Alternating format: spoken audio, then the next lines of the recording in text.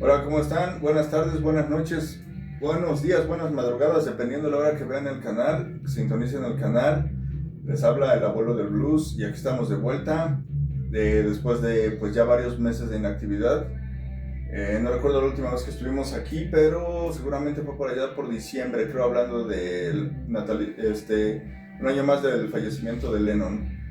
Bueno, estoy muy contento aquí de estar de nuevo con ustedes compartiendo el tema, pues, más de lo que más nos gusta hablar aquí, o de lo que hablamos aquí, que es la música, ¿no? Y estoy muy contento porque tengo a un invitado de lujo en el canal, mi carnal Héctor Higareda. Pásale, carnal. ¿Qué onda? ¿Cómo están? Gracias, amigo. Muchas gracias. Bueno, en realidad soy su único invitado porque este es el espacio de los dos, entonces por eso es que Tapes of Death y su canal comparten el mismo espacio. Exactamente. Gracias por incluirme también en tu canal.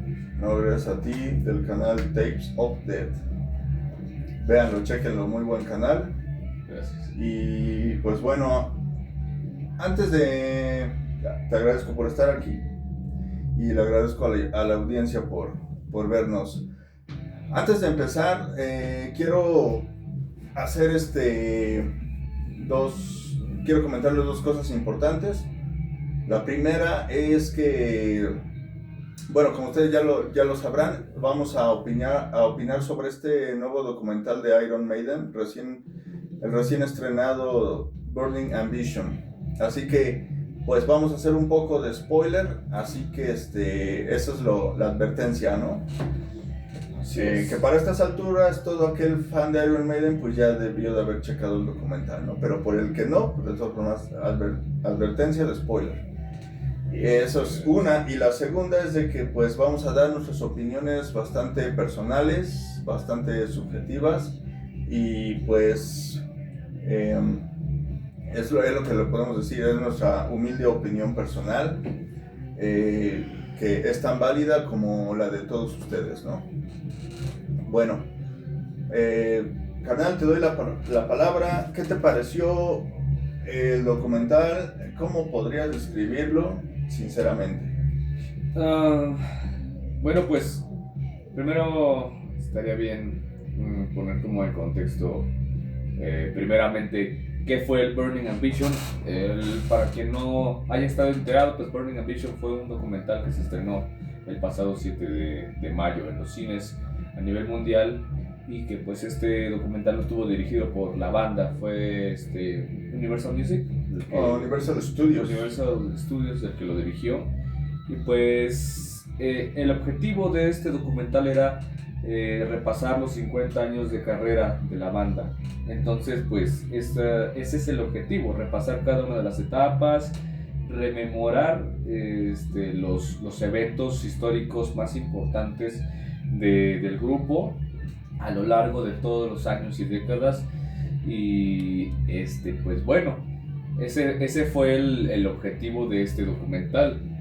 Ahora, pues bueno, yo creo que antes de entrar a la sala y lo que íbamos en camino a elegir nuestros asientos, pues yo ya me hacía una idea de lo que yo esperaba ver, ¿no? Yo ya estaba como con una idea, una perspectiva de lo que yo quería ver. Y también yo tenía en la mente ciertas dudas sobre qué era lo que yo querría ya sacarme de dudas.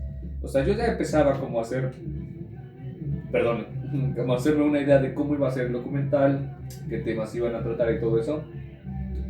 Y pues bueno, yo esperaba un documental donde, pues como te digo, ciertamente recorrieran los 50 años de Iron Maiden. ¿Y a qué me refiero? Pues que iniciaran desde 1975, ¿no? No sé, igual yo también me esperaba algo como, por ejemplo, el documental de Led Zeppelin, el Becoming, que abarcan desde que eran niños todos y que cómo se influenciaron con la música y bla bla bla. Pero bueno, aquí no fue así, ¿no? Pero bueno,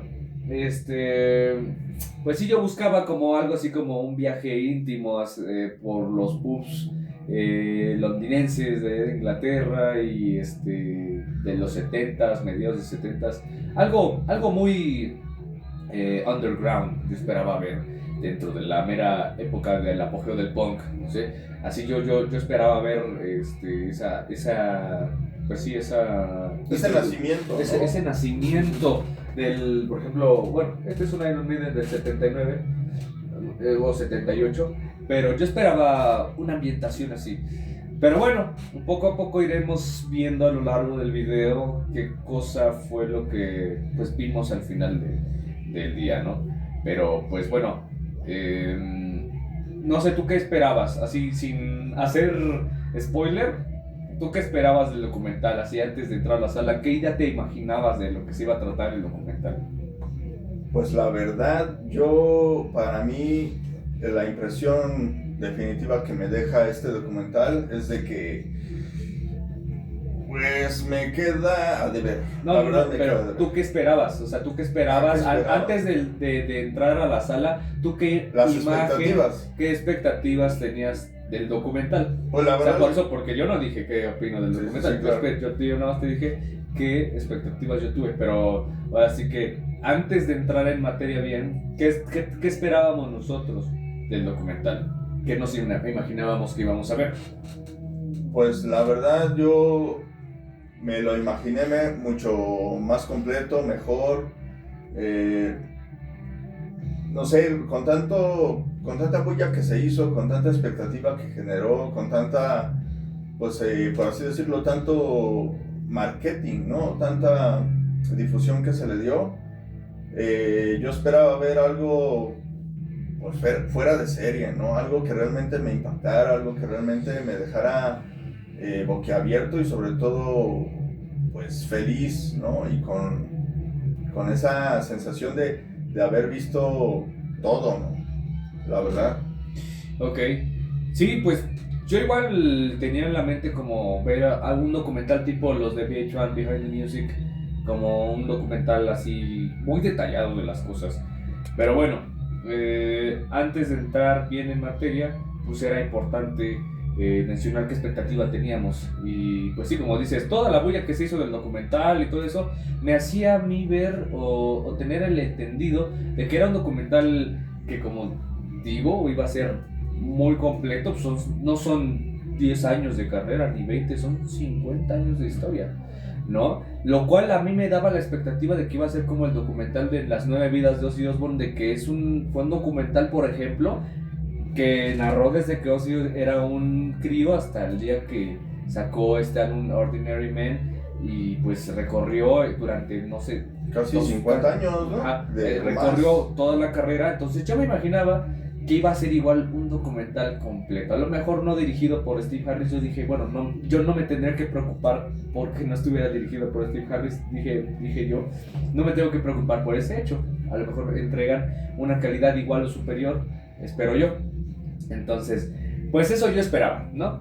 Ahora, el material, ahora sí, iniciamos con el documental tal cual. Pues bueno, yo como admirador seguidor de la banda, o sea, me gusta mucho Iron Maiden, pero no soy no soy fan así muy clavado. ¿No te consideras fan de hueso colorado? Es que no, hay muchos fans que son fans, o sea, sí, fans de decir Iron Maiden, ¿no? Y a pesar de que tengo ahí el Power Slave aquí en mi brazo, no es como que yo diga pertenezco a los fans de Iron Maiden. O sea, no. Hay fans muy clavados y no me veo en esa bolita. Pero bueno, ¿a qué voy con todo esto? Lo primero que vemos en el documental simplemente pues es ya pues bueno, te presentan quién es Iron Maiden, Steve Harris, Bruce Dickinson y así, o sea, como que al principio del documental te dicen quiénes son y antes de sumergirse en los antecedentes. Y pues bueno, ya cuando empiezan a hablar de los antecedentes, déjenme quito esta canción y pongo otra sin copyright porque si no nos van a bajar el video. Sí, bueno, vamos a poner ¿qué les parece si ponemos Clipper? Bueno, vamos a dejarle por ahí. Bueno, les decía, antes bueno, ya cuando se empiezan a meter en la época de supuestamente los antecedentes de Iron Maiden, yo ya me esperaba que se hablara de 1975, al menos, o sea, bueno, ya al menos, porque yo sí esperaba que hablaran de cómo se conocieron entre ellos, o a lo mejor cómo surgió el interés por la música de Steve Harris, al menos de Steve Harris, ¿no? Pero pues bueno, ahora sí que una de las dudas que yo tenía, o sea, y las curiosidades que yo tenía de muchas ganas de ver en el cine eran sobre los primeros miembros de la banda, o sea, cosa que lamentablemente no mencionaron. No mencionan, y digo, tristemente no mencionan esta época tan importante, porque si ellos dicen y se proclaman de decir Iron Maiden tiene 50 años, bueno, tiene 50 años, entonces dime qué ocurrió de relevante durante 1975 para que tú cuentes igual esta época. De lo que es del 75 al 80, creo que no se aborda casi nada, o si es que nada, me atrevo a decir. Las primeras imágenes ya te ponen al Maiden exitoso en la cima, ¿no? Y con prácticamente los integrantes actuales. Y ya después se van, pero casi empiezan a contar la historia desde su debut ya profesional, ¿no? Entonces te quedas con, y bueno, y se supone, y ya todo el mundo lo sabe, ¿no? Iron Maiden se forma o a Steve Harris se le ocurre formar esta banda en la Navidad de 1975, ¿no? Entonces, ¿qué pasó desde ese día hasta 1980, que debuta en abril su primer álbum, ¿no? O sea, ¿qué pasa con todo esto? Si es una banda que está festejando 50 años, bueno, ya este año 51 años, entonces realmente pues no cuadran las cuentas y vas a empezar a contar tu historia prácticamente desde el 80, ¿no? Exactamente. Ahí hubo un error muy garrafal, que a mi criterio es imperdonable, porque si vas a hablar de la historia de Iron Maiden, tienes que hablar de los primeros integrantes de Iron Maiden, porque la gente con este documental se van a ir con la finta de que los primeros integrantes de Iron Maiden fue la alineación que grabó el primer disco, y ni siquiera son ellos. O sea, los primeros integrantes de Iron Maiden del 75 que aparecen en el primer disco realmente solo es Steve Harris, creo. Prácticamente.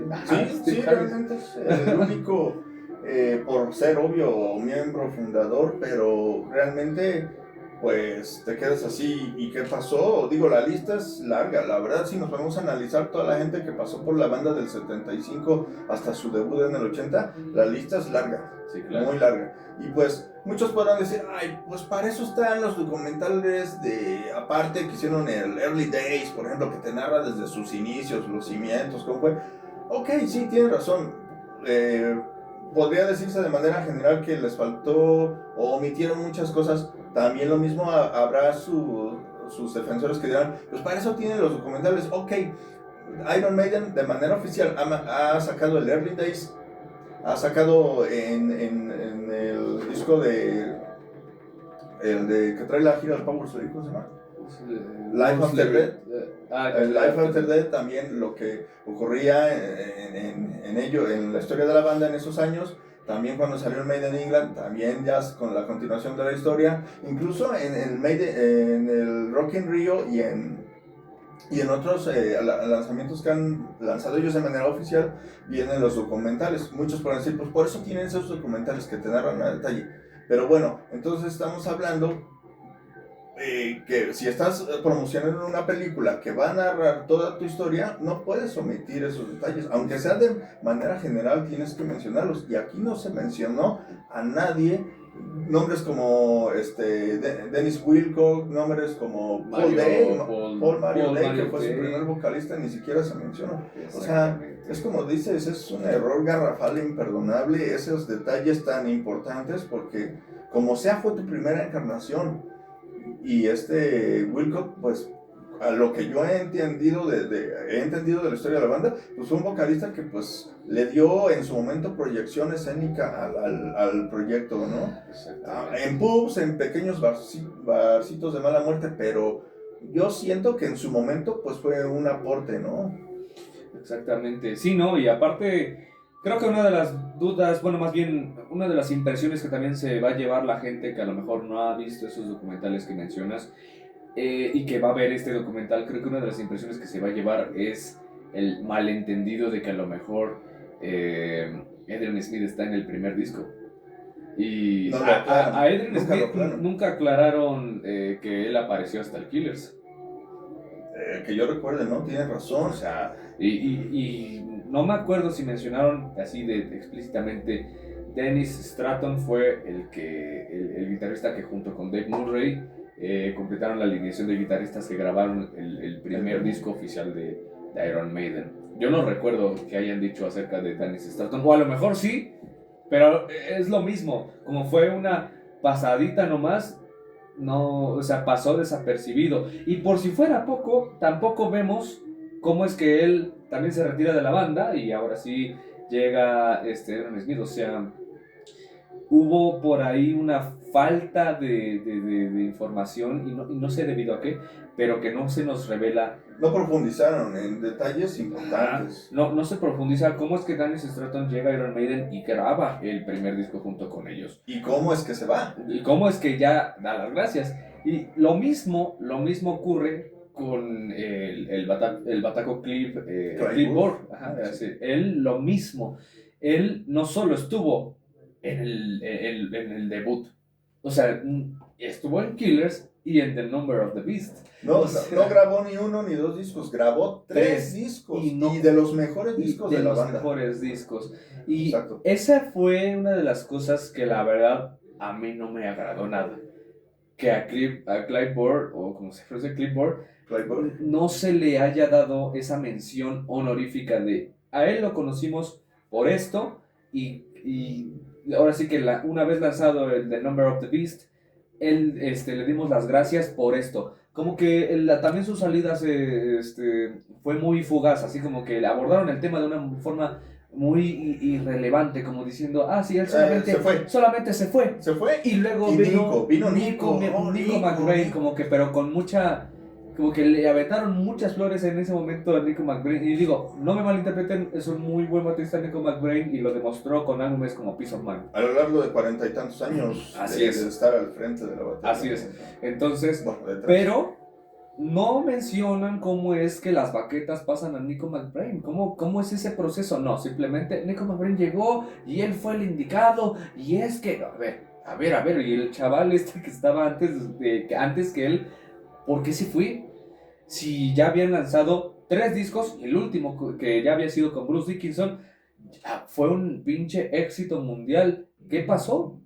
¿Por qué se bajó del barco? Exactamente. The Number of the Beast, el tercer álbum, creo que fue el que los catapultó al éxito mundial, o a la fama mundial por lo menos, a ser conocidos mundialmente. Y yo creo que este músico, gran baterista que fue Clive, yo creo que pasa desapercibidísimo, realmente hablando ya en materia de información, ¿no? Lo mismo que decir con Dennis Stratton, sí. Creo que su nombre se menciona una vez. Y si de ellos se menciona solo una vez, ahora imagínate los músicos que pasaron antes de ellos.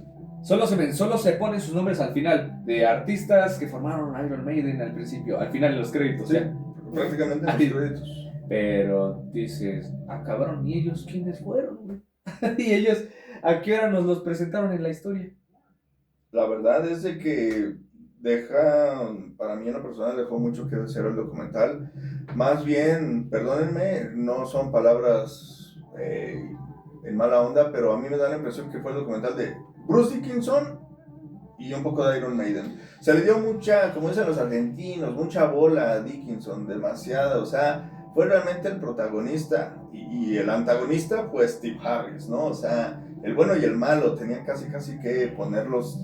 Ok, yo sé que están en un formato cinematográfico, yo sé que están en un Universal, trató de darle cierta ficción, no digo ficción, ¿no? Porque pues no hay cosas inventadas, todo fue tal cual, ligero y apretujado y bastante, omitieron algunas cosas, pero sí, lo que se mencionó pues sí fue tal cual, pero realmente fue una visión bastante pues diferente a lo que uno como fan o bueno, por lo menos seguidor de la música de Iron Maiden, ¿no?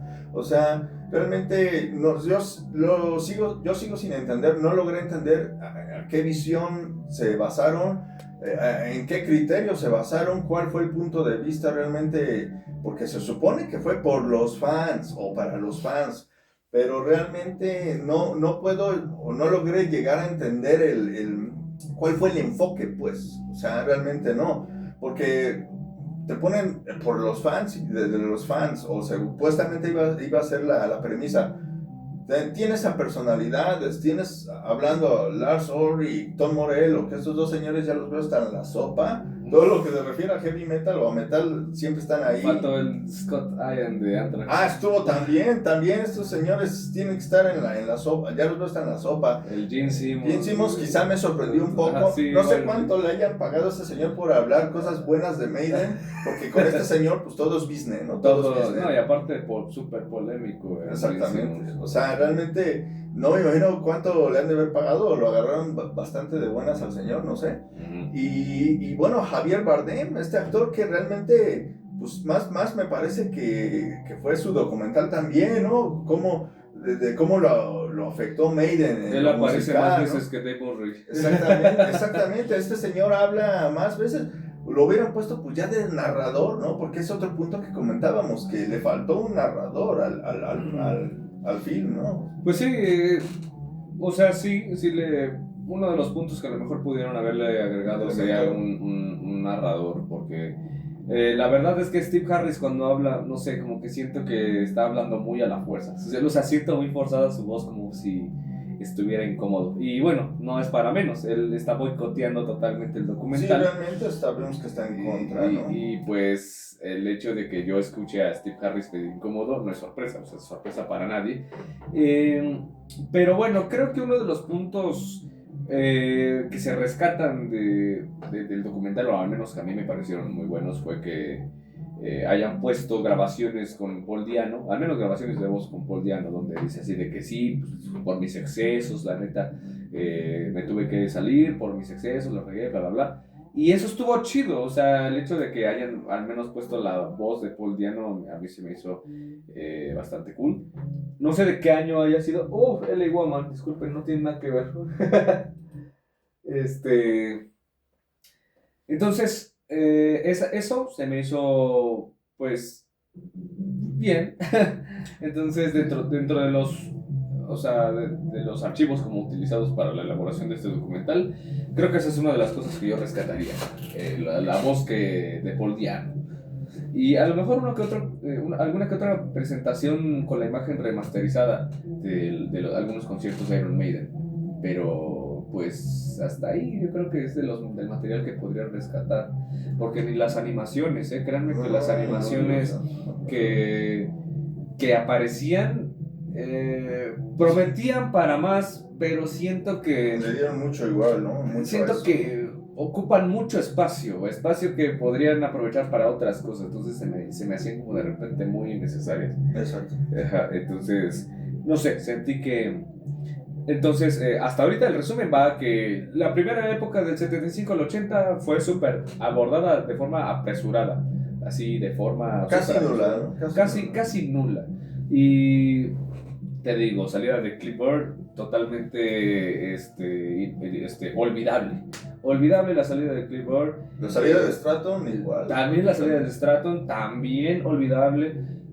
Ojo, no digo yo que sea olvidable, es olvidable para los que hicieron el documental, olvidado, ¿no? Prácticamente. Porque de verdad estos músicos debían tener mucha más presencia en el documental. Entonces, pues bueno, Iron Maiden arranca con su álbum debut y ya te platican que les fue ahí bien.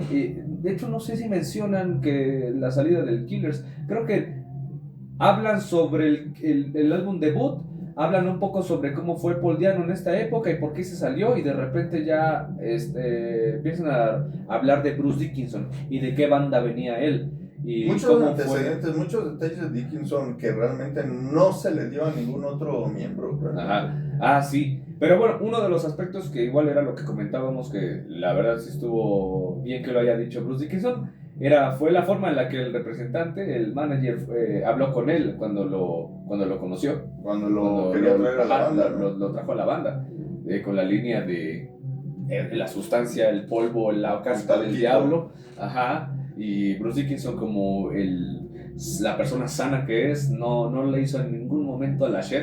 Así que... Eso fue perdón por la interrupción, carnal, pero yo creo que ese fue el único dato y realmente relevante para mí. O sea, realmente la única cosa que se mencionó en todo el documental que sí me dejó a boquiabierto, que sí fue una revelación para mí, y realmente fue lo único que me sorprendió de todo el documental. Fíjate que a mí sí igual me gustó mucho que Bruce Dickinson haya comentado que al principio, cuando justamente recién se unió a Iron Maiden, como que él y Steve Harris había como una, no rivalidad exactamente, pero no era como que había ciertas asperezas, como que de repente Bruce Dickinson pues se paraba en el centro del escenario, pero también Steve Harris quería estar en el centro del escenario y por ahí se peleaban por el espacio, ¿no? Al principio. Entonces había por ahí una mini batalla de egos entre ellos al principio y pues al final Bruce Dickinson dice así como de que tuvimos una relación medio extraña ahí en esa época él y yo, pero al final pues bueno, ya sabemos cómo termina su relación de ellos. Pero me sorprende que como que desde el inicio Steve Harris haya querido hacer eso con Bruce Dickinson. O sea, como que marcar territorio, así de que, oye, tú a lo tuyo. Es mi banda prácticamente, y, ¿no? Ajá, tú, o sea, en tus momentos, tendrás tus momentos para hacer tu protagonismo, pero igual, si no estás cantando, déjame a mí brillar, ¿no? Y es como de, no mames, güey. O sea, a mí, en lo personal, me caga la batalla de egos. No solo con Maiden, con Black Sabbath igual, cuando Tony Iommi quería estar en medio del pinche escenario. Y desplazó y a Ozzy Osbourne a hacer la chingada. Sí. O sea, me cagan los egos en todas las bandas, güey. Entonces, lo mismo con Steve Harris, güey. O sea, la neta, ahí sí se vio súper mal. Pero bueno, volviendo al documental, ese aspecto sí me dejó como que así de que... Fue interesante. Fue interesante y yo dije, qué chingón que lo hayan dicho. Pero bueno, ay, en lo que se me viene la idea de la mente, ¿quieres comentar algo? Yo creo que un momento tan importante en la banda y una parte tan importante de la banda como lo fue la era de Paul Di'Anno, de estos dos discos que no son cualquier disco, fueron realmente dos bombas, dos obras maestras. Yo creo que a mi modo de ver, a mi percepción, le dieron muy poco al documental por esa parte. O sea, realmente yo esperaba que hablaran más, y más que prácticamente esto es póstumo para la memoria de Paul Di'Anno, ¿no? Fallecido pues relativamente hace poco. Yo creo que sí pudieron haberle dado más presencia a Paul Di'Anno en el documental. Y para Mario Day, bueno, uno de los vocalistas, el primer vocalista oficial de Iron Maiden que también falleció. Entonces, exactamente. También a él. O lo hubieran podido, a él por lo menos mencionado, ¿no? Un poco más, sí, ¿no? Sí. Y a la era Paul Di'Anno darle más relevancia, porque siento que le faltó espacio a una época tan importante como lo fue Paul Di'Anno en la banda, ¿no? Así es. Pues sí, efectivamente. Ya a partir de aquí, una vez que aparece Bruce Dickinson, el documental, yo lo sentí que se empezó a tornar como que ya una historia de Bruce Dickinson y Iron Maiden, porque se empieza a profundizar mucho en Bruce Dickinson a partir de aquí y Steve Harris. Y la participación de Dave Murray, como les decía, es casi nula. Si acaso él habla de cómo Adrian Smith y él creo que vivían cerca. Fue de los pocos comentarios íntimos, ¿no? Ajá, sí. Pero pues Dave Murray tampoco tiene mucha voz en el documental, lamentablemente.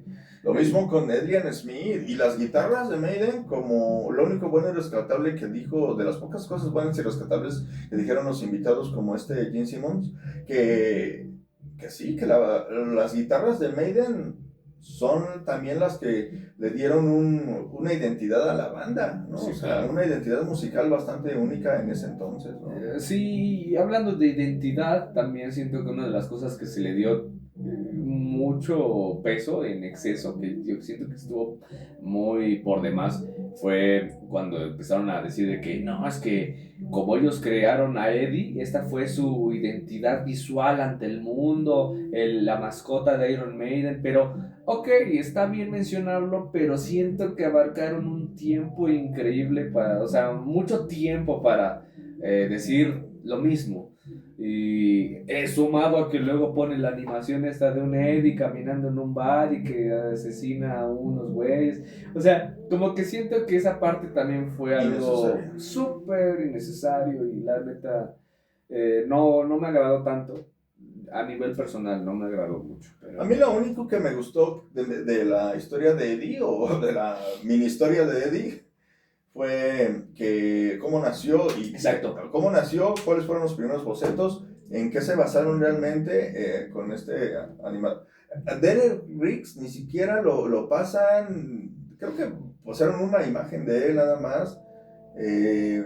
Realmente me hubiera gustado escuchar sus propias palabras de él, el cómo creó a Eddie. Eso hubiera estado bien, en vez de todas las animaciones absurdas y sin sentido para mi modo de ver y un poco fuera de lugar y que gastaron solo tiempo de edición, ¿no? Sí, exactamente, pues ahí está cabrón todo ese tema.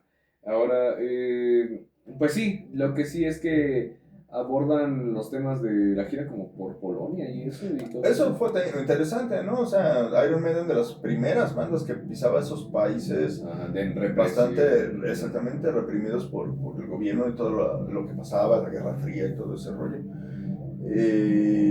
Y pues el paso de Maiden por ese país fue, eso sí estuvo interesante, ¿no? O sea, realmente narrar esa experiencia y cómo fue para la gente de ahí, estuvo bien, ¿no? Eso fue uno de los puntos buenos, ¿no? Por así decirlo, interesantes del documental, ¿no?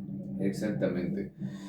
Y yo pienso que igual, bueno, hablando un poco sobre los invitados que estuvieron hablando, pues bueno, yo creo que fue bueno que más gente hablara como por la voz de los fans, por la voz de muchos fans. Por ejemplo, me gustó mucho que una señora, no sé ni quién es, y disculpen ustedes la ignorancia, pero hubo una muchacha, una señora que habló de que su disco favorito era Fear of the Dark por la importancia que tuvo para ella en su vida y que le llena de nostalgia. Sí, esta señora que dices creo que era de nacionalidad libanesa, creo, ¿no? Algo así. El chiste es que... Disculpen si no sabemos eso. Sí, pero digo, voces como ella hacen... como que realzan la importancia de ciertos discos que a lo mejor para el promedio de la gente no son importantes. O sea, Fear of the Dark a la gente le gusta por Fear of the Dark y si acaso por Be Quick or Be Dead, pero realmente es un disco que está muy infravalorado. O sea, me gustaría que se le diera la importancia como esa señora lo hizo. Yo dije, wow, o sea, es una opinión muy no tan común, o sea, de que alguien diga es que para mí Fear of the Dark es muy importante en mi vida. Y dije, wow, nunca había escuchado a alguien que dijera eso de Fear of the Dark. Creo que alguien haya dicho de Power Slave o de discos anteriores, pero de Fear of the Dark es como wow. sí, realmente, pues sí, no fue malo el haber incluido testimonios de ese tipo, al contrario, pues sí te dan la muestra de qué tan importante es Iron Maiden para pues, la mayoría de las personas del mundo o muchos fans en el mundo que no te imaginas, ¿no? Uh-huh. Pero bueno, pues también estamos hablando que, pues sí, a lo mejor, pues no sé, me hubiera gustado ver otras cosas más como referentes a la música. Por ejemplo, me hubiera gustado que hubieran profundizado un poco más en su época más creativa, que fue del Somewhere in Time y el Seven Son. Me hubiera gustado que hubieran tocado un poco más ese lado creativo, musical, ¿no? Más que nada. Y pues también como volviendo un poco al tema que dices de la casi nula participación de dos titanes y dos pilares, a mi modo de ver, que son los guitarristas Dave Murray y sobre todo Adrian Smith, que es un musicazo, ¿no? Lo único que me gustó de que mencionó por viva voz de Adrian fue cuando menciona que no quería irse a grabar al granero de Steve Harris, ¿no? Ah, sí, cuando ya iban a grabar No Prayer for the Dying. Exactamente. Qué bueno que mencionó esa parte porque yo dije, guau, aquí es cuando tiene que mencionar lo del granero, porque pues fue la razón por la que él se fue, ¿no? Sí. O sea, entonces eso igual estuvo chingón. Sí, sí, pero me hubiera gustado más que hubieran también como que profundizado un poquito más en su salida y todo lo que había detrás de su salida, las verdaderas razones. Y porque de ahí inmediatamente ya pasaron otra vez a Bruce Dickinson. A Bruce Dickinson a centrarse. Exactamente, y a Janny Gears, ¿no? Ajá. Pues bueno, y de ahí pues ya empiezan a tratar la época turbulenta de los 90s, ¿no? Lo único también, otro punto bueno y rescatable del documental es que se habló mucho y le dieron un espacio considerable a lo que uno menos se iba a imaginar, que es la época turbia de Maiden, ¿no? Cualquiera hubiera pensado que se lo iban a pasar así, ¿no? Esa época no tan grata, pero le dieron mucha bola, le dieron mucha importancia al testimonio de Blaze Bayley y pues eso fue un punto a favor también. Sí, eso igual fue uno de los puntos buenos del documental, la importancia de Blaze Bayley y pues también cómo fue su desempeño. Toda esta parte de Blaze Bayley a mí sí me gustó, porque no dejan atrás ninguna parte. Sí que es verdad, y bueno, retomando un poco sobre el tema de que no profundizan en ningún disco, o sea, no profundizan en cómo fue tal disco y tal disco y tal disco, ¿no? Ellos abarcan por épocas, de forma muy, muy general. Así que esta era de Blaze Bayley fue detallada a más no poder, o sea, bueno, no te imaginabas que fueran a tratar ese tema, esa época tanto, ¿no? Exactamente, hablan sobre el auge del grunge y todo eso, cómo les afectó y incluso el pinche Gene Simmons, y digo Gene Simmons porque él dice como de que el grunge, o sea, se ve que al señor le cayó muy mal el grunge. Bueno, así como de que, ¿dónde está el grunge ahorita? Dice, adiós. Dice, el grunge está muerto. Y es como de, ok, o sea, esa es su perspectiva de él, pero su percepción. Pues digo, ahí sí yo difiero un poco. Y también se ve que Steve Harris tampoco le gustó para nada este rollo del grunge. Pero bueno, ahí sí yo choco en opiniones con Gene Simmons y Steve Harris con toda esta ola del grunge. Y digo, a lo mejor se va a ver medio raro. A mí me gusta el grunge, pero también me gusta Iron Maiden. Pero fíjense, o sea, yo la verdad siento que gracias al grunge, gracias al grunge, tuvimos al rock presente en las listas de popularidad en los 90s. Si no hubiera sido por el grunge, yo no sé qué cosas dominaron la radio, el pop, ya empezaban toda esta música más sintética. Entonces, gracias al grunge, tenemos al rock presente de alguna forma en los 90s. Y aparte fueron una generación, estos muchachos del grunge, que fueron influenciados por bandas de los 70s. O sea, tenían esas influencias y como para tirarles calabaza y decirles pinche grunge y que nos arruinó completamente. Yo creo que esa es la voz de alguien que aparentemente no le fue bien en los 90s y que es una voz hasta cierto punto envidioso. Ardido, ¿no? Yo no quería usar el término, pero sí. O sea, amigo, tenemos a otros artistas con un criterio mayor, como Geezer Butler, que él ha admirado la evolución de la música rock también, y ha admirado a diferentes músicos de diferentes épocas y a bandas en particular, que a lo mejor fueron en popularidad más grandes que Black Sabbath, pero él ha reconocido su nivel de importancia, su talento y sus capacidades para crear gran música. Y él no dice, pinche grunge, o sea, como otras personas, sí, como el señor Steve Harris y el otro cabrón del Gene Simmons. Sí, claro. Y digo, es un pequeño paréntesis, pero bueno, el hecho de que hayan tocado, perdón, Young no tiene nada que ver, perdón. Y como les decía, o sea, en realidad, este tema de Blaze Bayley trajo consigo profundizar en el tema de cómo el grunge tampoco les ayudó, sumado a la salida de Bruce Dickinson, y sumado a la salida de Adrian Smith, y profundizaron en también cómo Bruce Dickinson estaba pues como experimentando en diferentes estilos. Sí, claro.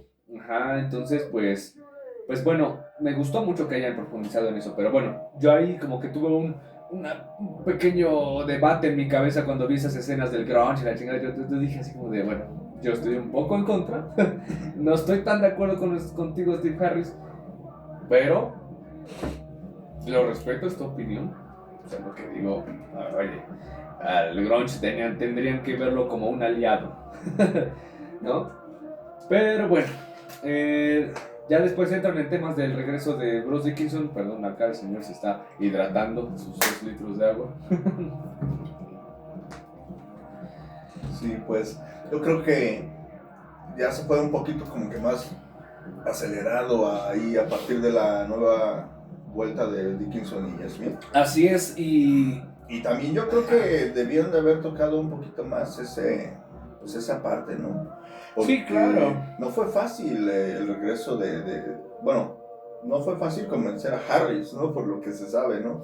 Por lo que se dio a entender, creo que a Harris tampoco como que le venía muy bien la idea de que regresara a Dickinson, ¿no? Como que no lo notamos tan entusiasmado de que regresara Bruce Dickinson. Yo no lo noté. A pesar de que él sabía que era la única manera, y seamos realistas, seamos objetivos y justos e imparciales. La verdad, si Dickinson no hubiera regresado, muy probablemente no estuviéramos hablando de un Maiden como el que ahora se ve y se habla, ¿no? Exactamente. Si Bruce Dickinson hubiera dicho, yo ya no regreso a Iron Maiden ni de loco,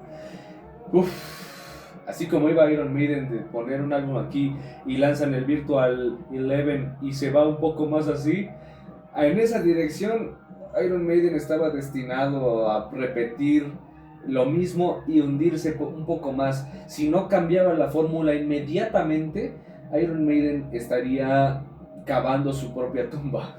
La verdad es de que duele reconocer, y yo sé que a nadie le gusta que uno se meta con las personas que ya tienen este nivel, pero la verdad es que muy poco ético a mi modo de... Yo salí con esa como que mal sentimiento contra Steve Harris. Perdónenme, no es por ser hater, no es por ser un detractor de Maiden, al contrario, es de una de mis bandas favoritas, pero la verdad es que se deja entrever qué tipo de personalidad tiene Steve Harris, ¿no? O sea, pues muy egocéntrico, muy dominante, muy... ok, es un músico indiscutible, es la mente maestra detrás de Maiden, pero realmente hay detalles que te hacen ver como que estás viendo y no ves, y todavía te sigues montando en tu macho, como que a mi modo de ver, pues no creo que nada se hubiera justificado para actuar así, ¿no? Esa frase de montado en tu macho se escuchó bastante mal. Yo creo que deberías de cambiarla. Pues sí, pero a lo que me refiero, lo que quiero que entendamos es de que, pues sí, pues es triste ver, o hasta cierto punto decepcionante, ver cómo pues Steve Harris no aceptaba que necesitaba del regreso de Dickinson, y pues también la verdad de Smith, porque Adrian Smith le volvió a dar esa musicalidad a Maiden a partir del año 2000. Esa arma secreta de Iron Maiden, sí. Lo chido también de este documental es que más bien el documental toca de forma muy general la polémica que tuvo Nico McBrain con respecto al regreso de Adrian Smith y Bruce Dickinson, que por cierto, sí, mucha gente malinterpretó el podcast de mi canal, pero bueno, ya lo aclaramos. Ya lo estamos aclarando. Pero bueno, esa parte donde Rod Smallwood trata de convencer a Nico McBrain de que no abandone la banda, porque a Nico McBrain no le convencía la idea de que fueran 3 guitarras, y que pues a poco Rod Smallwood iba a autorizar ceder menos paga para él, ya que al ser 6 integrantes él pues iba a dividir entre más las pagas. Entonces Nico McBrain reconoce que si no hubiera tenido esa plática con Rod Smallwood, él no estaría, dice, él no estaríamos aquí charlando, dice él, dice Nico McBrain. Bueno, eso lo dijo en la entrevista con Loud Sound, donde tocó el tema este. Pero bueno, en el documental hablan de eso muy por encimita, así de que sí, Nico McBrain estaba muy enojado con Bruce Dickinson. Estaba muy sentido con él porque, dice, yo lo veía ahí parado en el 93 en la fila de Fear of the Dark, pero él sabía que ya no quería estar ahí. Dice, Bruce Dickinson sabía que ya no quería estar ahí y yo me enojé con él porque él estaba ahí como diciéndole, eres un falso, porque te paras ahí frente a muchas personas que te aman, cabrón, y tú estás ahí de falso, de que ya no quieres estar ahí. Entonces, yo comprendo a Nico McBrain realmente. Sí, por esa parte, si nos ponemos en su lugar de él, sí. Pues la verdad, quizá hubiéramos reaccionado o hubiéramos hecho lo que él hizo, ¿no? Sí, entonces, pues, ese era el sentimiento hacia Bruce Dickinson, de decir, la neta, pues, estoy muy enojado con Bruce Dickinson de que haya tomado esa decisión. Pero bueno, y pues al final limaron las perezas y pues ya se reúnen para Ed Hunter. Bueno, creo que ni siquiera se menciona Ed Hunter, ¿no? ¿Sí? No se menciona, ya nada más se menciona que Para Brave New World. Ya en la grabación de ese álbum. Más bien, se habla del retorno de Bruce Dickinson y Allen Smith, y recuerdo muy bien que ya se empiezan a mostrar imágenes del Rock in Rio. Ah, sí. Sí, ya no hablan ni siquiera de el proceso de grabación de Brave New World o algo así, no, ya vámonos directamente a Rock in Rio. Y digo, ok. Yo que tenía ganas de saber detalles un poquito por encimita a lo mejor de Brave New World, pero bueno, yo sé que no era análisis disco con disco, así que dije, bueno, ok, ya, me voy con mis ganas. Así que bueno, tocaron el tema de Brave New World y pues bueno, ya para adelante fue muy, muy general. Muy general. Sí se tocaron puntos importantes como el cáncer que sufrió Dickinson de garganta a finales de 2014, sí se tocó ese punto importante. Sí. Se tocó el punto también del por qué también Nico McBrain se va, de sus ya afecciones, bueno, de sus problemas de salud. Y que le dio un derrame cerebral. Exactamente, que ya no estaba rindiendo como él hubiera querido con la banda.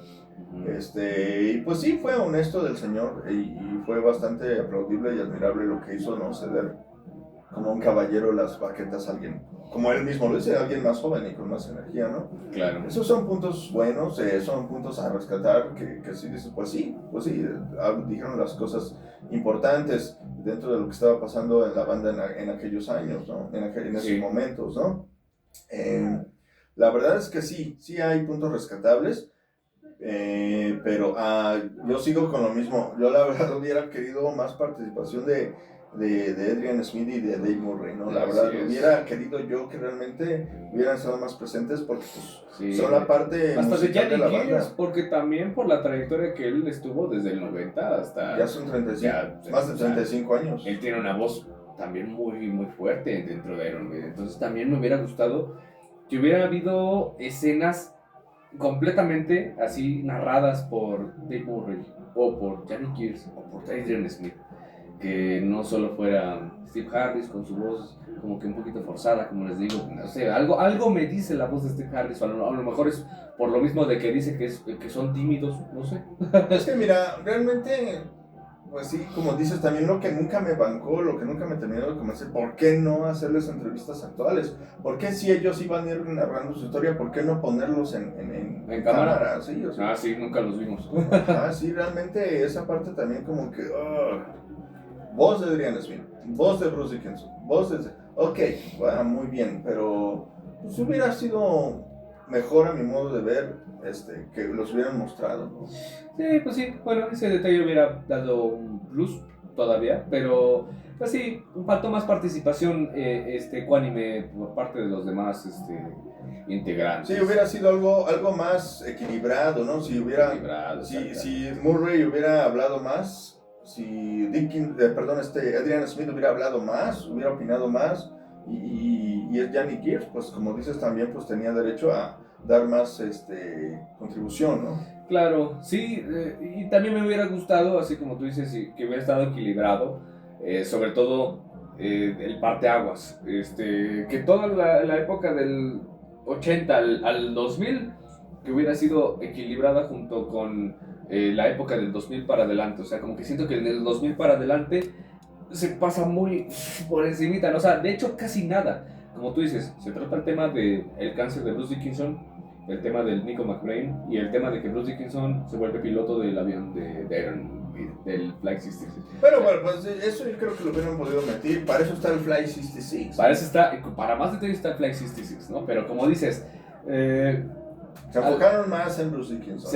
Se enfocaron mucho en Bruce Dickinson, en lo que hizo y en lo que... Y fíjate, ahora que lo pienso, yo recuerdo esa declaración que hace poco dijo él, Dickinson. Dice, es bueno tener un documento fidedigno de una película, un film, lo que sea, de nosotros, pero con una visión externa. O sea, que nosotros no seamos involucrados, que no contemos nuestra propia historia, que lo cuente alguien más.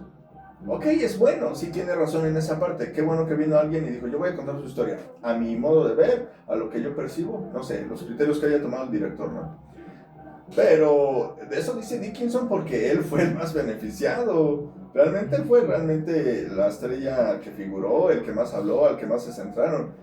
No obstante, no es lo mismo, no fue lo mismo para otros. Fue hasta cierto punto injusto. Yo describiría el documental como un poco injusto, ¿no? Sí, claro. Porque no está repartido, dividido en los testimonios entre las 6 partes que debería ser, ¿no? Ni las épocas. Exactamente. Y, pues, o sea, ya tenemos por ahí unos puntos negativos, unos puntos no tan buenos, y otros puntos, sí, pues hay 2, 3. Hasta cierto punto, otra palabra que yo pondría como adjetivo es desordenada, un poquito desordenada. Un poquito desordenado. Porque te estaban hablando, se iban a una época, de repente se regresaban un poquito a los 80s, de repente ya estaban otra vez en los 90s, un poquito desordenado, lo cronológico también, ¿no? Sí, claro, sí.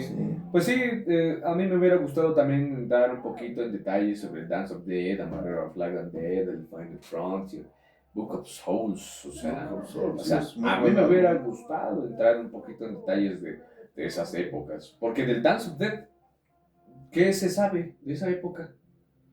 2003, pues solamente lo del proceso de grabación del disco que me parece que un poco en el documental de ese tiempo, del Dead on the Road, que es el DVD de la gira de ese disco.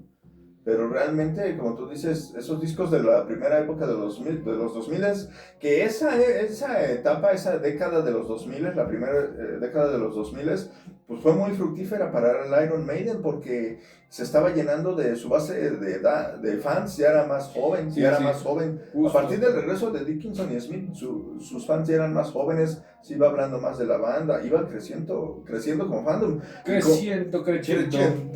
Y como dicen ellos, o sea, nos pasamos de una época muy difícil de los 90 con Blaze Bayley, de tocar para cientos lugares con aforo de hasta 1000 personas, a volver a llenar grandes arenas, grandes estadios de miles de personas. A mí me sorprendió cuando Dave Murray decía que durante la gira del X Factor o el Virtual Eleven, que tocaron en un lugar cerrado, lo muestran y dice que era una capacidad como para, no sé, para 2000 personas, creo. Como 1500, no me acuerdo, pero era el caso personas. que era un edificio chiquito. Un pinche cuadrito. Ajá, entonces, ahí te das cuenta de qué tan en la madre les dio Bruce Dickinson y Adrian Smith cuando se salieron. O sea, qué tan bajo han caído en cuanto a llenar recintos. O al menos en Estados Unidos, quizá en Europa o otras partes del mundo, pues a lo mejor seguían siendo más relevantes, un poco más relevantes, pero en Estados Unidos todo ocurría en Estados Unidos. Como la fecha, estamos hablando que es la cuna del grunge, Seattle, Estados Unidos, y en ese momento bandas como Iron Maiden, pues sí, la padecieron y se ve claramente. Entonces, a la vuelta de Dickinson del 2000 para acá con Adrian Smith, entonces se vuelven a crecer, vuelven a llenar grandes estadios, grandes festivales, vuelven a encabezar como Rock in Rio. Entonces debieron de haber darle un poquito más de importancia a ese periodo, ¿no? Sí. De hecho, pequeño paréntesis. Ahorita que estábamos hablando de Blaze Bayley de nuevo, la verdad sí se me hizo un poco mala onda, porque abordaron también las polémicas que hubo con Blaze Bayley sobre el comportamiento de los fans que se la pasaban haciéndole desprecios a él y que le escupían y, o sea, que gente que, o sea, por eso, ¿no ves que hay una escena donde Blaze Bayley dice, se los dije, Que están en Chile, me parece. Y la gente se portó mal, o sea, de verdad, hay no se trata si te gusta o no te gusta el estilo de la nueva música de Iron Maiden. Creo que ahí sí se pasó la gente de mal educada, porque ante todo hay un respeto y decir, no me gusta, pero no voy a faltarles el respeto de una forma tan grosera como fue ese público. Y no sé, hasta cierto punto empatizas con Blaze Bailey. Él solamente hizo su trabajo. Hizo lo mejor Hizo su trabajo y él sabía que su voz era muy diferente a Bruce Dickinson. Exacto. Entonces, yo no dejé de sentir esa empatía por Blaze Bailey y simplemente digo, él hizo su trabajo y el hecho de que la gente no lo haya recibido bien, bueno, eso ya no fue su problema de él. Entonces, pues bueno, también no recuerdo si en el documental viene cómo le dan las gracias. Creo que lo abordaron también de manera muy general. Sí, realmente no profundizaron realmente. Y pues otro detalle, ¿no? O sea, como siempre no profundizaron en algunas cosas que sentimos debieron de haberlo hecho. Exactamente, ¿no? Y pues ya en el nuevo milenio y en todo lo que se viene en los últimos 25, 26 años, otro punto que debieron de haber tocado, y yo sé que a ellos mismos les contraencabrona que les digan la banda de la nostalgia. Ay, no, ellos, Bruce Dickinson sobre todo, le molesta ese término, porque no somos ningunos esqueletos fósiles arrastrando sus viejas glorias, no, pero vamos a ser honestos. Otro punto muy importante que hizo que el nuevo fandom fuera gente nueva, gente fresca, gente joven, y que más seguidores tuviera la banda en los últimos 25 años, fueron sus giras precisamente de la mal llamada nostalgia, ¿no? Más bien para ellos la gira rememorando, las giras que rememoraban sus años de dorados, que fue esta World Slavery Tour que la trajeron al 2008, rememorando de que precisamente hacen el Flight 66, ¿no? El filme, el documental, ¿no? Sí. Pero antes habían hecho la de Early Days, donde en 2005, 2004 me parece, 2005. donde tocaban el set list de los Killers y del primer álbum, ¿no? Muy buen set también, ¿no? Sí, la neta, hacían un set triunfal, ¿eh? Me parece que fue la primera de estas giras rememorando ciertas épocas ahora sí que del pasado, ¿no? Sí. Entonces, con esa, en Early Days en 2004-2005, luego rememorando el furor y la euforia de que originó la World Slavery Tour del 85, la trajeron al 2008. En 2013 trajeron el Made in England, que estaba cumpliendo 25 años, del primer Made in England del 88, lo volvieron a traer como espectáculo en Made in England en 2013. Igual otra gira de la nostalgia bastante exitosa, bastante buena, mal llamada gira de la nostalgia, gira que rememoraba ese punto, esa época de ellos. O sea, ¿tú te refieres a que todo eso lo hubieran dicho en el documental? Lo hubieran mencionado porque creo que es importante y gracias a eso es que prácticamente volvieron a estar vigentes. Sus discos del 2000 para acá son buenos, pero realmente lo que hicieron que vendieran el espectáculo fue esas ediciones o reediciones de sus antiguas giras, ¿no? Claro. Debieron de haberlo mencionado, sí, aunque sea de pasada. Ajá. Sí, claro. Así de que en 2004 trajimos los Early Days, en 2008 trajimos el World Slavery Tour, en 2013 trajimos el Made in England, ¿no? Así debieron de haberlo hecho, ¿no? A mi modo de ver, por lo menos algo por encima. Sí, pues sí, bueno, yo en lo personal no lo veo tan necesario, pero pues también, si tú lo ves más necesario, bueno, tiene sentido, pero para mí no hubiera sido tan necesario, para mí, pero bueno, ya es cuestión de enfoques. Para mí sí, porque te digo que fue gracias a eso que se hicieron relevantes a nivel espectáculo de nuevo, ¿no? Así es. Pues bueno, el documental, ¿tú para quién crees que va dirigido? ¿Para los fans de Hueso Colorado? ¿O para los principiantes? Nueva generación. ¿O para nadie? Mejor saltárselo. Yo creo que el documental cumple su cometido si es dirigido para las nuevas generaciones. Yo creo que quizá resulte atractivo para los que apenas empiezan a conocer a la banda, a los que apenas empiezan a adentrarse a este universo tan inmenso de lo que es Iron Maiden, para mí es un documental y ya. O sea, no puedo decir es un mal documental, es un excelente documental. Honestamente a mí, como lo dije al principio, me quedaron a deber muchas cosas. Yo la verdad salí del cine. Te emocionas al ver a tu banda favorita en la pantalla grande, pero realmente ya cuando analizas todo lo que no se dijo, lo que se omitió o lo que pasó por encima, importante, realmente hablando musicalmente, yo creo que para mí es un documental más y ya. Sí, claro. Sí, igual yo pienso que igual es un documental más y ya. Que si realmente tú quieres abordar a la historia de Iron Maiden y detalles sobre ciertas cosas, veas los que han salido. Documentales oficiales hechos por ellos, ¿no? O sea, por ejemplo, a mí me hubiera gustado ver en el cine incluso el Flight 66. Sí, o sea, hubiera estado... Ese documental, la verdad, a mí me hubiera súper encantado verlo en el cine. La verdad, sí. O sea, a pesar de que no rememoran cosas del pasado, obviamente porque es un documental de esa gira, a mí me encantó la forma en la que fueron documentando todo, vaya la redundancia, así que documentando todo lo que iba pasando, desde su pinche presentación en India donde les da chorrillo, o sea, todos esos detalles tan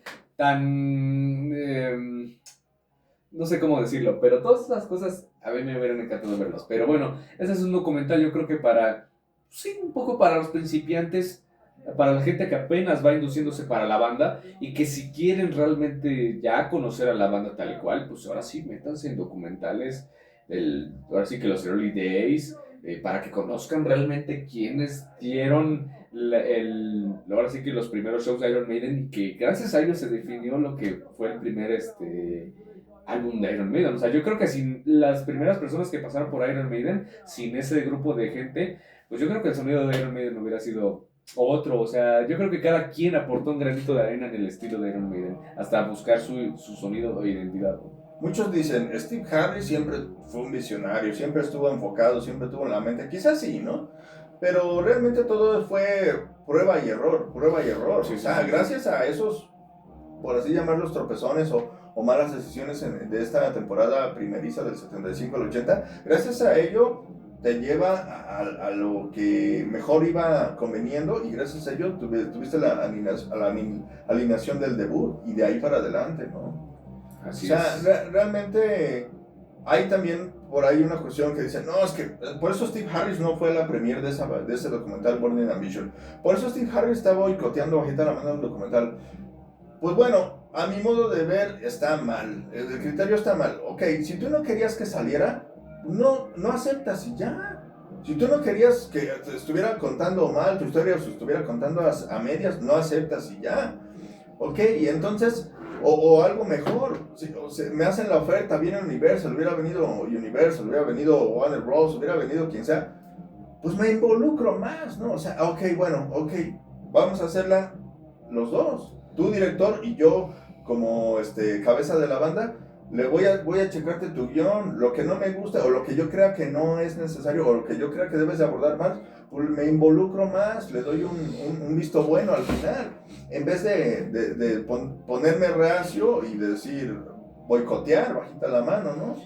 Mira, no me lo tomes a mal, pero creo que esas cuestiones no las vamos a comprender al 100% porque no somos el músico del nivel que es el Iron Maiden. Sí, claro. No vamos a comprender cómo es una negociación con sellos y compañías tan enormes como es Universal.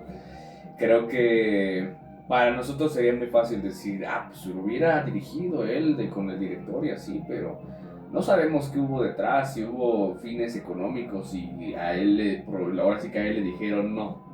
Esto déjanoslo a nosotros. Y pues, o sea, te digo, ahora sí que nosotros no podemos intuir cómo fue la negociación y el acuerdo, pero pues realmente igual por ahí yo creo que hubo algo sucio que por algo Steve Harris la está haciendo de pedo. Yo no creo que el enojo de Steve Harris sea de gratis. Entonces yo creo que por ahí hay algo turbio que huele a mierda. Pues sí, a lo mejor sí, como tú dices, a lo mejor fue algo que no estuvo en sus manos, pero pues yo lo veo así. Yo digo, a lo mejor en vez de hacer declaraciones post, yo creo que debió, pues en cierta medida, pues portarse reacio o decir, cuando yo tenga tiempo y cuando yo creo sea necesario, me involucro, voy con una compañía grande y lo hacemos y queda, yo creo que igual el tiempo, ¿no? O sea, 1 hora 46, yo creo, sin problema, para que hubiera estado más completo y un poco más detallado, pues unos 45 minutos más, de hacerla de 2 horas y media, yo creo que sin problema la gente hubiera permanecido en su asiento, ¿no? Claro.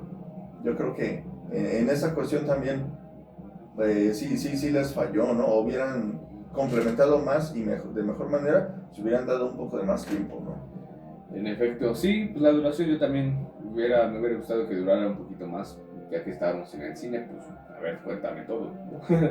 Pues bueno, yo creo que ya va siendo hora de cerrar el podcast. Sí, claro, yo creo que ya comentamos demasiado. Repito, sin la intención de hacerles spoiler. Y sin la intención de ser haters, porque muchas veces y lamentablemente la gente malinterpreta las opiniones pensando que somos haters de la banda, y no soy hater ni de Steve Harris ni de nadie. O sea, a mí me gusta Iron Maiden y disfruto mucho su música, pero el documental hay que verlo objetivamente. O sea, a ver, me están entregando y estoy comprando una entrada por algo que no necesariamente me va a gustar. O sea, no porque sea Iron Maiden, me va a gustar. No, a ver. Tiene que ser perfecto, ¿no? Tenemos que ser objetivos. ¿Es bueno el documental? Puede ser. ¿Es malo? No creo que sea mal documental, pero tampoco es excelente. Entonces, le faltan cosas, tienen algunas cosas de sobra. Exacto. Entonces, es un documental regular. Así que no me malinterpreten. Véanlo ustedes mismos, saquen sus propias conclusiones. Y pues nada, Iron Maiden me encanta, pero ya, o sea, el documental y Iron Maiden creo que son dos cosas diferentes. Exactamente. Mira, yo respeto mucho las opiniones de todos. Hay gente que le da 9 de 10 estrellas, hay gente que lo pone acá, lo máximo. Muy respetable, ¿no? Pero realmente, como dices, hay que ser objetivos y hay que, ok, es una banda que amo, que adoro, pero no todo lo que haga mi banda favorita va a ser 100% de calidad. Hay que estar conscientes que pues también habrá situaciones o cosas que realmente pues les fallen, ¿no? Y como tú dices, no es a modo de criticar a la mala, no es a modo ni intencional para hacer haters o ser, pues sí, ¿no? A la mala onda criticar, claro que no. Así es. Es simplemente la opinión muy personal de nosotros. Si otros lo ponen por las nubes de 10 perfecto, pues muy respetable también, ¿no? Así es. Pues bueno, amigo, pues bueno, yo ya creo que ya dije todo lo que tenía que decir. Sí, muchas gracias por vernos, muchas gracias, carnal, por estar aquí y sobre todo por compartir tu valiosa opinión y por haber aceptado esta invitación aquí al canal, que pues yo sé que no le he hecho mucho al canal, pero yo sé que están ahí los que tienen que verlo. Ojalá lo vean, lo compartan y les agradecemos mucho por verlo y pues bueno, suscríbanse, denle like y compartan. Y como vuelvo a repetir, vean el documental. Esa fue nuestra opinión, nuestra percepción, pero nada más, cada quien va a sacar sus propias conclusiones, váyanla a ver y júzguenlo por ustedes mismos. Así es. Gracias, carnal. No, de nada, gracias. Y pues nada, ahí suscríbanse al canal de Tapes of Death. Sí, vean Tapes of Death, van a salir unos muy buenos documentales y pues chequenlos también, por favor. Gracias, canal, gracias a todos ustedes por ver y larga vida al Iron Maiden.